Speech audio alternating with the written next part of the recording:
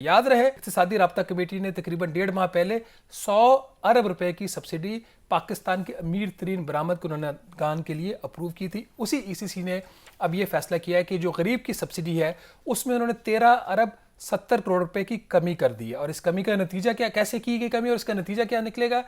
सिर्फ 4 लाख अफराद जो टारगेटेड हैं, जो BISP के जो सिस्टम उसके अंदर रजिस्टर्ड है, उनके लिए तो सब्सिडी में कोई कमी नहीं की गई। उनको उन्हीं कीमतों के ऊपर अशिया मिलेंगी जिसके ऊपर वो पहले ख़रीद रहे थे।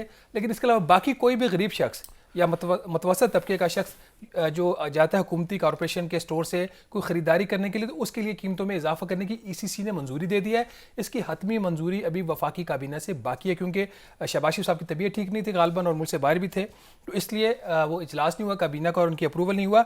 अब इस फैसले के बाद हुआ क्या है, चूँकि पाकिस्तान का गरीब तरीन जो तबका है, जिसके घर के पास ना मर्सिडीज़ है ना उसके पास प्राइवेट जहाज़ है, तो उसके लिए सब्सिडी कम करना बहुत ज़रूरी था। जो PMLN का जो मंशूर है उसके मुताबिक, तो जो आटा पहले मिलता था इनको 40 रुपये फ़ी किलो, जिसमें 42 रुपये की सब्सिडी थी, उस सब्सिडी को कम करके अब 25 रुपये उसमें कमी कर दी गई है फ़ी किलो सब्सिडी में, और उसकी प्राइस हो जाएगी 65 रुपये फ़ी किलो। तो ये चूँकि और ये 63% इंक्रीज़ ऐसे वक्त में है जब मुल्क के अंदर जो खाने पीने की अशिया में महंगाई की शरह है वो 70% है। तो ऐसे वक्त में वो शख्स जिसके पास ना गाड़ी है ना जहाज़ है अपना, तो उसके लिए सब्सिडी में यहाँ पे 25 रुपये फ़ी किलो की कमी कर दी है इक़्तिसादी राब्ता कमेटी ने।